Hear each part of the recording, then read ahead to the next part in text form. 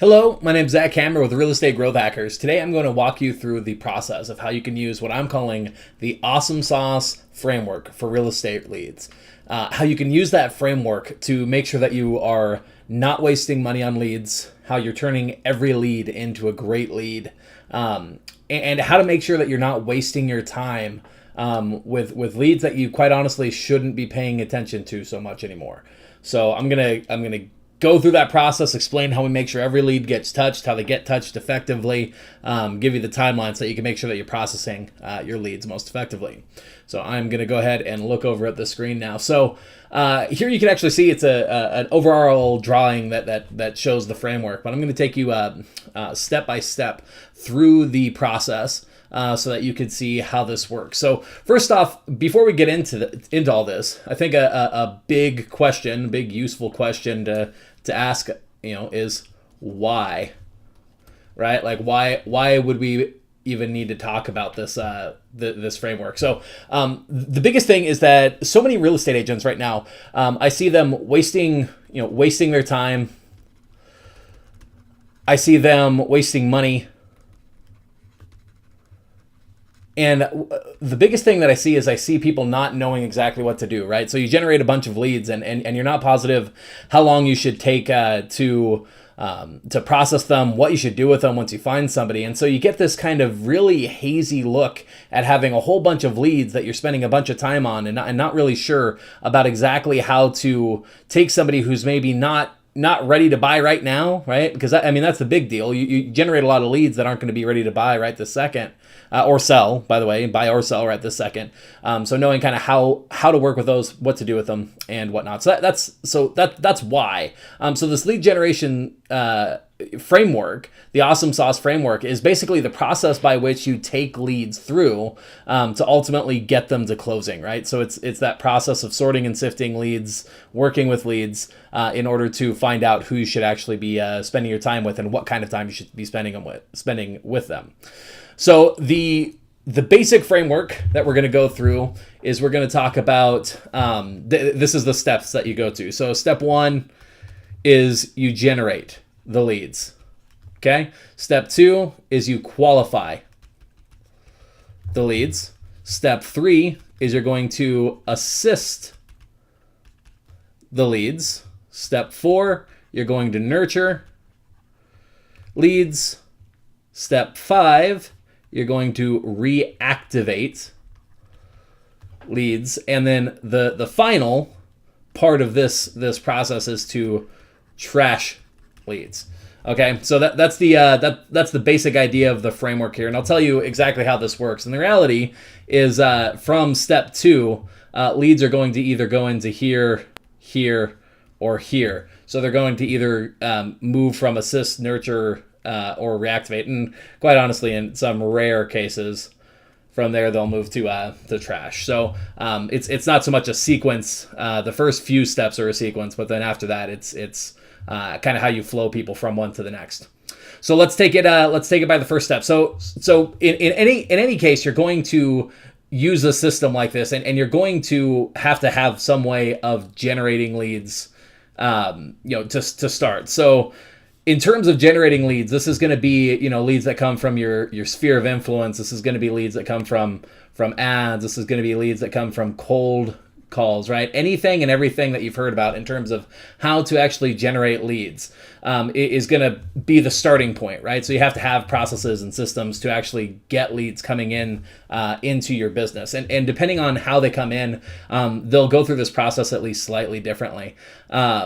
But they all basically answer the same way. They come in at the top and then they go to the next step, which is going to be to qualify them. So let's dive right into that. So in our qualify step, this is where we sort and sift. Okay, and the key here is that we are going to be fairly aggressively talking to people, and part of why I talk about this one is because most people drop the ball here. Kind of all of the leads end up sitting here in most businesses, most real estate agents' businesses, because they don't know exactly what to do with them. So the key here is that for us, leads are only going to stay in that qualify phase for 2 weeks. Okay, and during that 2 weeks, we're going to call, we're going to email, and we're going to text them. Basically, whatever ways that we can, right? So if we don't have their phone number, then we're going to email. If we don't have if we have a phone number but not an email, then we're going to call, right? So that's what we're going to be doing over this period. And the whole point of this part of the process, of this qualify process, is to learn their story.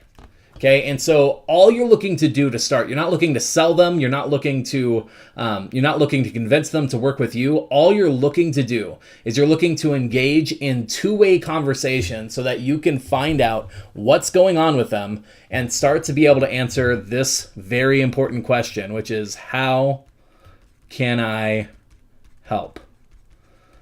Okay, so you just need to find the information so that you can answer this question here. How can I help? So that's going to be the process that you're going through in the qualify stage. And again, you're going to be doing this for 2 weeks and no more. In some cases, you can go a little bit less if you really needed to, but 2 weeks is a good amount of time.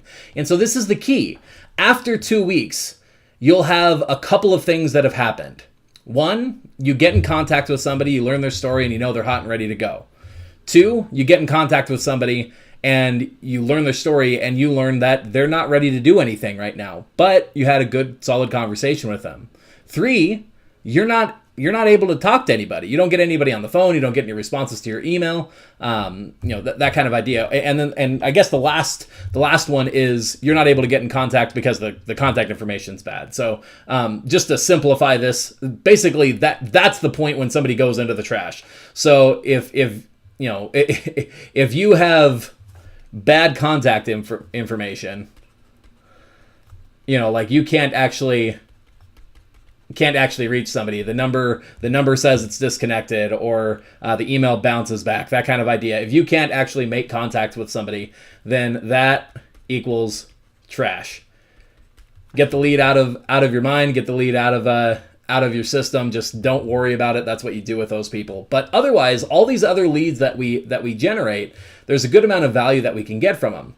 So let's go into that. So one of the first things that I mentioned was that if you generate a lead and you learn their story, one of the things that you can find out is that they're hot and ready to go, right? And for those types of leads, we put them in what we're calling the pressure cooker.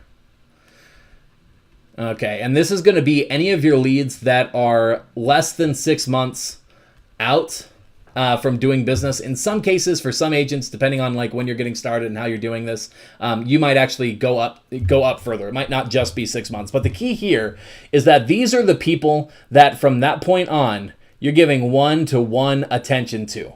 Okay, that means when you call them, it's you directly calling them.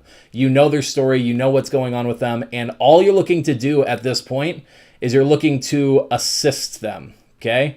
So whatever that looks like, whatever gets them to the next step, whatever ultimately ends up helping them get to the point of closing, that's what you're doing. If you're working with a buyer, the pressure cooker is going to be potentially getting them in front of lenders. It's going to be helping them fix their credit score. It's going to be finding the correct properties. It's going to be going out and showing homes. It's going to be everything that essentially leads up to you putting in an offer, getting a property in escrow.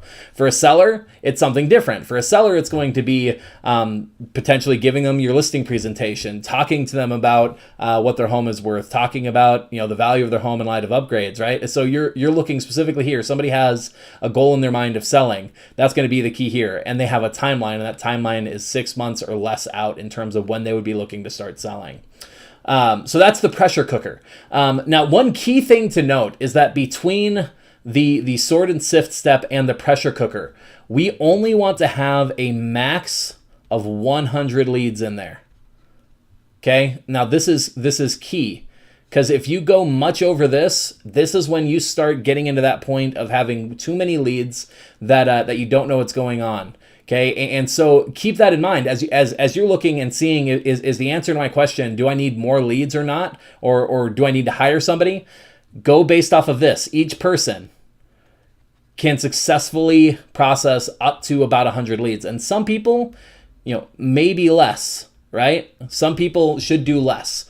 But maximum of 100, much more than that, and you're going to start finding that you're basically wasting money because you're generating more leads than any one person can effectively handle. Because again, with these leads, you're going to be assisting every single one of them, right? These are conversations. These are active people that you've been talking to that are going to be doing business soon, right? And so those people, you want to make sure that you don't put, you don't lose sight of how important they are. So you make sure to be able to give them attention. Okay. And that's part of what this helps with is it helps you know exactly how to process people.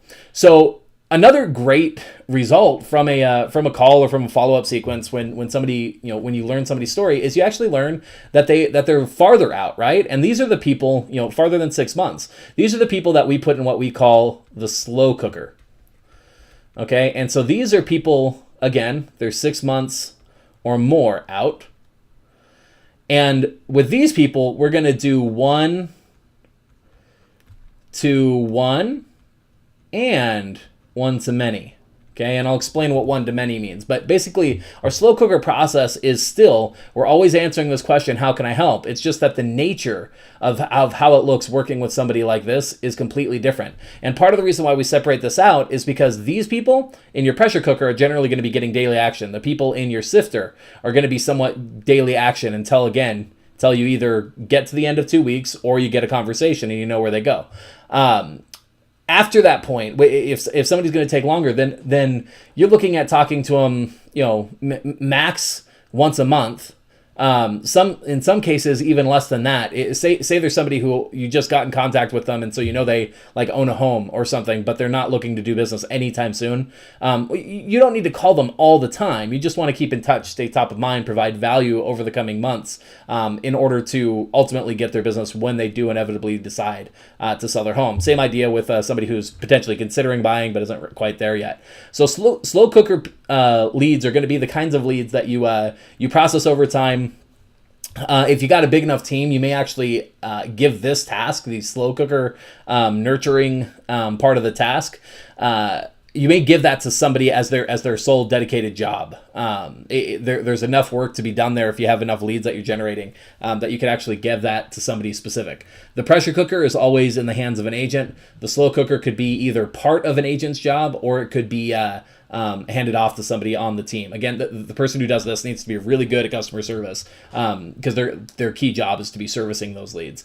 So ultimately, the slow cooker, the way that you work it is over time, they start getting closer to the point where they're ready to go, and so you move them from the slow cooker into the pressure cooker when they're ready to go, and that's how you process those leads. So now we have another type of lead, and that's going to be the type of lead that we generated, but we were never able to get in contact with. And that's going to be, let me bring this back up. That's going to be our archive style leads. Okay, and so our archive leads, again, the key thing that connects them is we had no contact.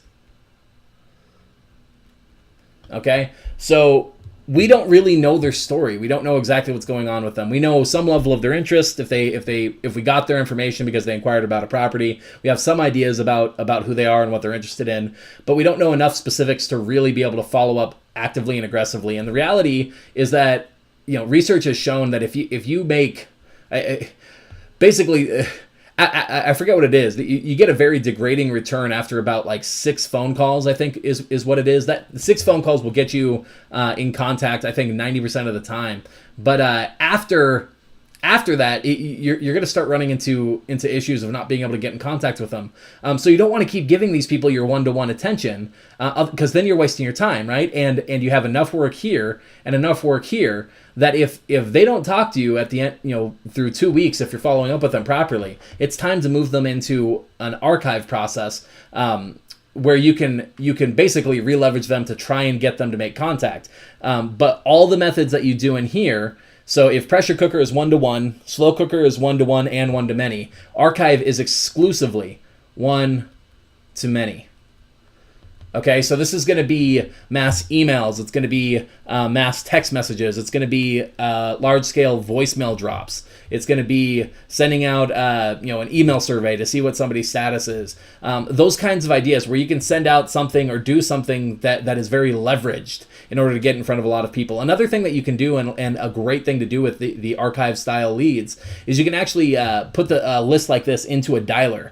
And either yourself or if you have a team, give it to the agents on your team in order to call through this list. Because the reality is there's still deals to be found here. It's just they're less likely to be found here than they are the people that you've actually been able to talk to. So you don't give them the same level of attention until they've shown that they're worth the same level of attention by talking to you, okay? So by making contact with you.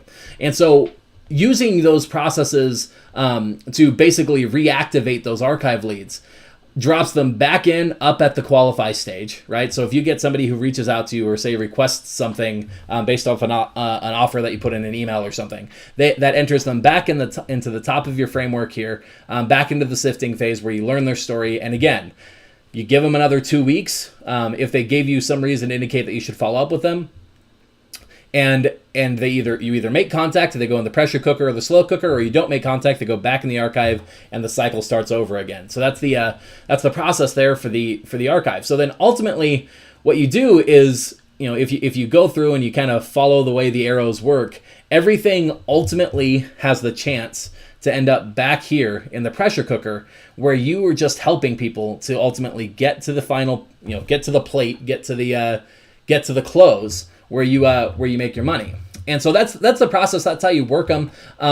These numbers really help just in terms of understanding how many you need. So you should know at any given point, if you're generating 100 leads a month and you've already got 80 leads in your pressure cooker, well, chances are you're either generating more leads than you need, because those 100 leads, you're probably going to have at least, depending on how you're generating them, you're going to have probably, I don't know, 5, at least out of 100 leads, from what we've seen, you're probably going to have at least 5 leads that are going to end up in your pressure cooker. And so that'll quickly start adding up.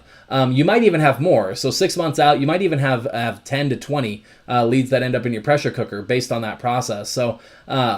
So it's either time to hire somebody, or it's time to build out the process and have somebody start taking over.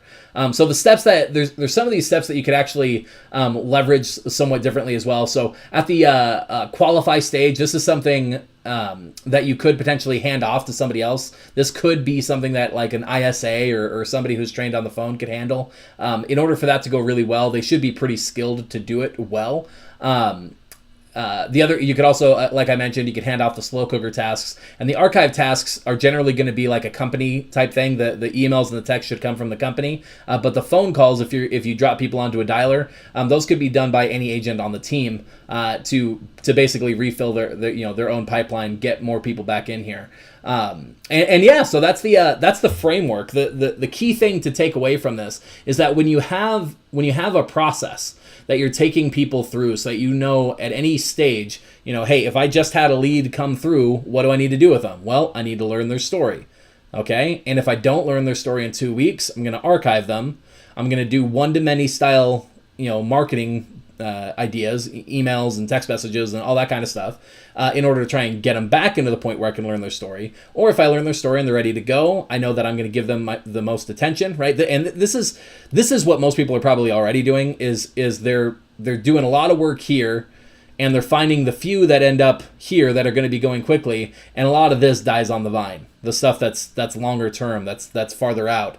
And the other problem that I see a lot of people doing is they generate way too many leads in this qualify stage, so they can't effectively process them.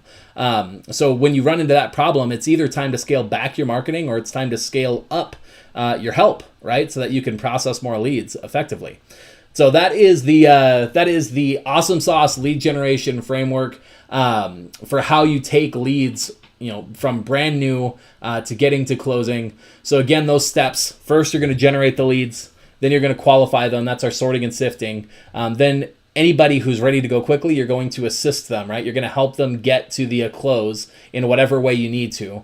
Anybody that's longer term, you're going to nurture. Okay, they're going to be our slow cooker leads, where we're just going to help them and probably give them a call every month or so at least, or a month or so at most. Some people maybe don't even need to be followed up with quite as readily as that. These people can get some valuable emails, that kind of thing. In terms of phone calls, once a month is probably the most you'd need to do. You have your reactivate leads, which are all the leads that we couldn't qualify in that first step to start. We have strategies that we can use to reactivate them, to bring them back up there so that we know if we need to assist or nurture them. And then finally you have your trash leads, which is just basically anybody that you have bad contact information with. So, and that's confirmed bad. So that means they, the phone number came back as disconnected, or the email bounced, that kind of idea. Not people that you couldn't get in contact with. Those people, again, are your reactivate leads, and they go in the archive. So that is that's the Awesome Sauce framework for real estate leads. Running this system, processing this system can make a massive difference in your real estate business. It could make the difference between spending money on leads and making money, or spending money on leads and basically just causing yourself stress. So when you leverage a system like this, you can take a lead from start to close and know exactly how to do it, know what kind of communication they need, depending on where they are in their process and their funnel. So hopefully that helps. If you have any questions, you can always feel free to reach out to me. You could reply. You probably got this video through an email. You could reply to that email and ask any questions that you may have. You can also reach out to me on Messenger, and I'll go ahead and put that up here. I'm pretty sure it's m.me/Zach Ari Hammer. And if that's wrong for some reason, I'll probably shoot a quick update that updates that. But you could message me on Facebook Messenger there, and I'm happy to go through and answer any questions that you may have on implementing the system and getting it going in your business. So hopefully that makes sense. Hopefully that's helpful, and leverage this and use it as a way to really start effectively processing real estate leads. Whether you're a single agent or a team, you can use the system, leverage it out, and even replicate it across multiple people if you need to. So hope that helps, and I'll see you next time.